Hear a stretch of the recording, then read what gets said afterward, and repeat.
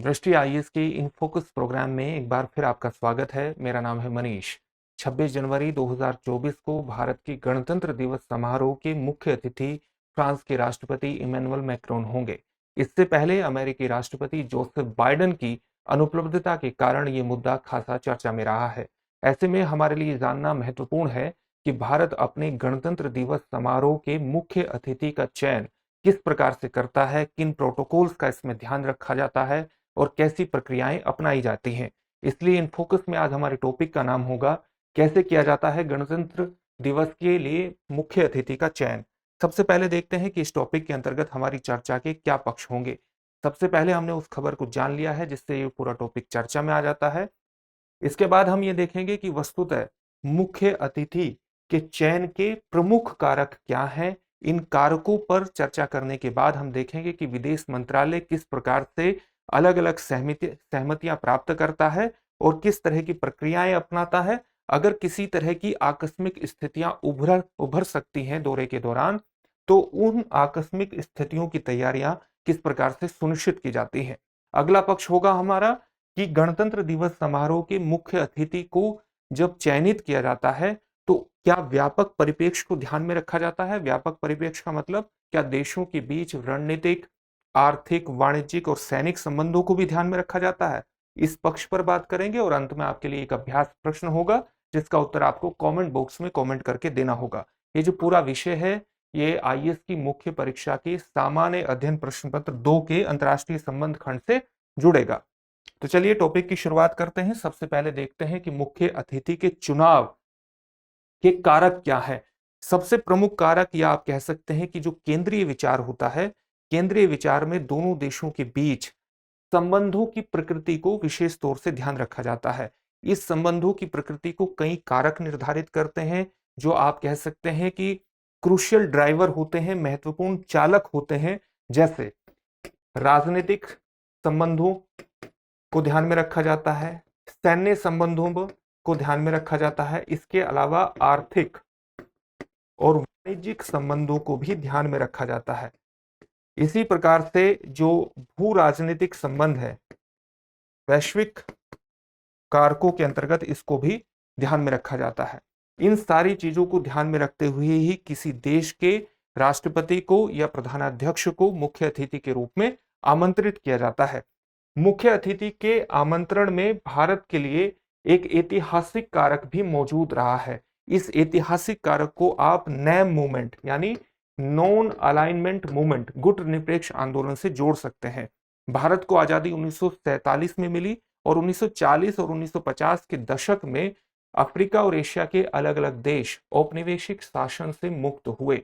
भारत ने अफ्रीका और एशिया के इन देशों को एक आंदोलन, एक राजनीतिक आंदोलन के तहत संगठित करने का प्रयास किया जिसको हम कहते हैं नॉन अलाइनमेंट मूवमेंट यानी गुट निरपेक्ष आंदोलन, जो महत्वपूर्ण रूप से 1950 के दशक के अंतिम और 1960 के दशक के प्रारंभ में महत्वपूर्ण होता चला गया। और इसका जो पहला सम्मेलन हुआ वो 1961 में बेलग्रेड में हुआ। नैम मूवमेंट में या गुट निरपेक्ष आंदोलन में इसकी स्थापना में 5 देशों की प्रमुख भूमिका थी। भारत, इंडोनेशिया, इसके अलावा मिस्र, घाना और यूगोस्लाविया की महत्वपूर्ण भूमिका थी। भारत ने अपने मुख्य अतिथि जो गणतंत्र दिवस पर आमंत्रित किए हैं उसमें प्रारंभ में इसका भी महत्वपूर्ण योगदान रहा है। जैसे भारत के पहले गणतंत्र दिवस 1950 में जो मुख्य अतिथि थे वो इंडोनेशिया के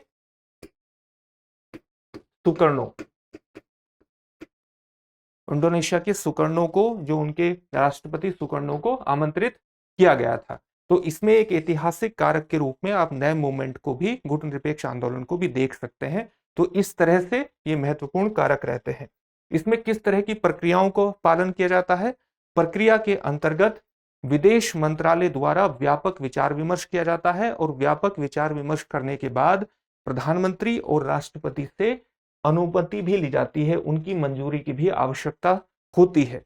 मंजूरी मिलने के बाद मुख्य अतिथि की उपलब्धता को सुनिश्चित करने के लिए संबंधित देश में जो भारतीय राजदूत होते हैं वो अलग अलग कारकों का पता लगाते हैं कि मुख्य अतिथि की उपलब्धता को सावधानी पूर्वक से संतुलित सुनिश्चित किया जाए, उन सारे कारकों को निर्धारित करने का प्रयास करते हैं। आप जानते हैं कि जो किसी भी देश के जो प्रधानाध्यक्ष होते हैं, चाहे वो राष्ट्रपति हो चाहे प्रधानमंत्री हो, उनकी अपनी अपनी व्यस्तताएं होती हैं।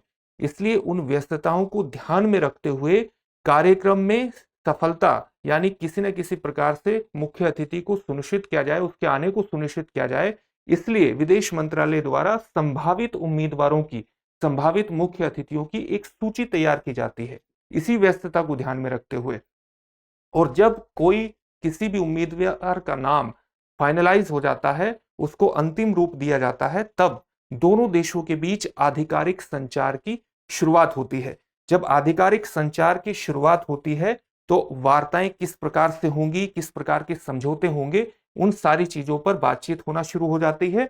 और इस पूरी यात्रा के, मुख्य अतिथि के आने के पूरे कार्यक्रम के एक प्रोटोकॉल प्रमुख भी होते हैं, चीफ प्रोटोकॉल भी होते हैं, जो पूरे कार्यक्रम और उससे संबंधित रसद लॉजिस्टिक्स का ध्यान रखते हैं। उस पूरे कार्यक्रम के कार्यक्रम का निर्धारण और उसके लॉजिस्टिक्स का निर्धारण की जो जिम्मेदारी होती है वो प्रोटोकॉल प्रमुख की होती है। और साथ ही पूरे कार्यक्रम से संबंधित जितनी भी सूचनाएं होती हैं वो अपने समकक्ष, संबंधित देश के समकक्ष अधिकारी से भी इसके संबंध में साझा की जाती है।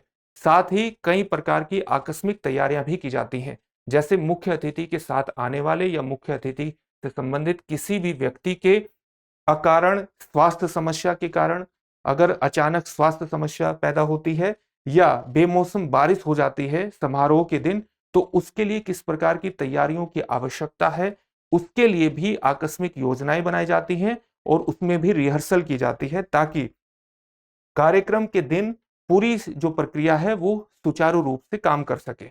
तो इस तरह से प्रक्रिया अपनाई जाती है और आकस्मिक तैयारियों का ध्यान रखा जाता है। व्यापक परिप्रेक्ष्य में समझने की आवश्यकता क्यों है? व्यापक परिप्रेक्ष्य में समझने की आवश्यकता इसलिए है कि जैसा कि मैंने बताया कि मुख्य अतिथि का जो चुनाव किया जाता है वो द्विपक्षीय संबंधों को ध्यान में रखकर किया जाता है। जैसे हमारे किसी देश के साथ कैसे राजनीतिक, सैन्य, आर्थिक और वाणिज्यिक संबंध है, साथ ही आने वाले समय में हमारे भू राजनीतिक संबंध किस प्रकार से दिशा ले सकते हैं, इन सभी चीजों को ध्यान में रखा जाता है। आधुनिक समय में दृश्य कवरेज का, विजुअल कवरेज का विशेष महत्व है। इसलिए संबंधित देश के जो मुख्य अतिथि होते हैं, मुख्य अतिथि के देश में हमारे मुख्य अतिथि का सत्कार हमारे देश में किस प्रकार से होता है और उनको किस प्रकार से शिष्टाचार से सज्ज किया जाता है, इसकी पूरी सूचना संबंधित देश में भी प्राप्त हो, इसके लिए उनकी मीडिया का पूरा कार्यक्रम निर्धारण होता है और वो प्रोटोकॉल का एक महत्वपूर्ण हिस्सा होता है। इसके अंतर्गत भारत की परंपराओं को, संस्कृति को और इतिहास का एक दर्शन प्रस्तुत किया जाता है, ताकि संबंधित देश को भी उसकी जानकारी प्राप्त हो सके और एक महत्वपूर्ण सूचना उनके पास जा सके। इस यानी अगर आप इन सारी चीजों को ध्यान में रखेंगे तो ये केवल मुख्य अतिथि जो समारोह में शामिल होते हैं, इसका महत्व केवल औपचारिक ही नहीं होता बल्कि अनौपचारिक महत्व भी होता है। और अनौपचारिक महत्व होता है, इसके संबंध में आप फ्रांस का ही एक महत्वपूर्ण उदाहरण ले सकते हैं। जैसे फ्रांस के राष्ट्रपति इमैनुअल मैक्रोन को 2024 के गणतंत्र दिवस समारोह के लिए आमंत्रित किया गया है। तो फ्रांस के साथ भारत के संबंध कितने व्यापक हो रहे हैं, इसकी भी जानकारी हमें होनी चाहिए। जून 1948 में भारत और फ्रांस के बीच राजनयिक संबंधों की शुरुआत हुई और जनवरी 1998 में भारत और फ्रांस के बीच रणनीतिक साझेदारी स्थापित हुई। भारत फ्रांस रणनीतिक साझेदारी, ईयू के बाहर फ्रांस किसी देश से अगर रणनीतिक साझेदारी फ्रांस ने स्थापित की तो वो सबसे पहला देश भारत ही था जिसके साथ उसने रणनीतिक साझेदारी जनवरी 1998 में स्थापित की।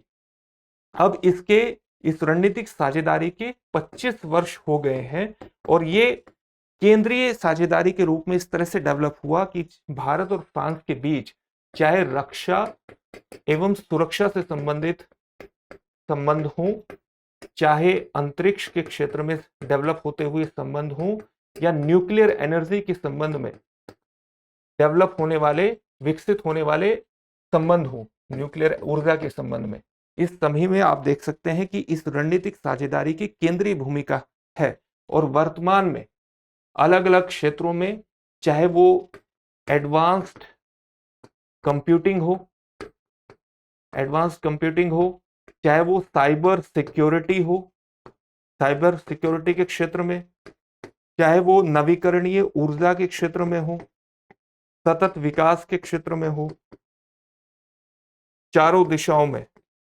और इसका एक महत्वपूर्ण उदाहरण आप अंतर्राष्ट्रीय सौर इंटरनेशनल सोलर अलायंस के रूप में देख सकते हैं, जिसकी स्थापना दिसंबर 2015 में मुख्य रूप से भारत और फ्रांस के नेतृत्व में की गई। तो चारों दिशाओं में, सभी दिशाओं में आप देख सकते हैं, चाहे वो राजनीतिक संबंध हो, चाहे वाणिज्यिक संबंध हो, आर्थिक संबंध हो, सैन्य संबंध हो, और चाहे इंडो पैसिफिक क्षेत्र में फ्रांस का लगातार भारत के हितों को समर्थन देना हो, ये सभी दिशाओं में संबंध आगे बढ़ रहे हैं। और यही कारण है कि भारत द्वारा मुख्य अतिथि के रूप में फ्रांस के राष्ट्रपति इमैनुअल मैक्रोन को आमंत्रित किया गया है। यही नहीं, 14 जुलाई 2023 को इन संबंधों की एक प्रतिकृति यहां भी आप देख सकते हैं कि 14 जुलाई 2023 को फ्रांस के राष्ट्रीय दिवस बेस्टिल डे परेड में भारत के प्रधानमंत्री नरेंद्र मोदी को मुख्य अतिथि के रूप में आमंत्रित किया गया था। तो एक तरह से दोनों तरफ से ही इन संबंधों को आगे गति मिल रही है। अंत में इससे संबंधित एक प्रश्न देख लेते हैं। प्रश्न क्या है? भारत के गणतंत्र दिवस 2023 में मुख्य अतिथि कौन थे? आपको बताना है कि गणतंत्र दिवस 2023 में मुख्य अतिथि कौन थे। Joseph Biden, Abdel Fattah el Sisi, Jair Bolsonaro, Cyril Ramaphosa. इस प्रश्न का उत्तर आप हमें कमेंट बॉक्स में कमेंट करके जरूर दीजिए। फिर से एक नए सेशन में आपसे मुलाकात होगी। धन्यवाद।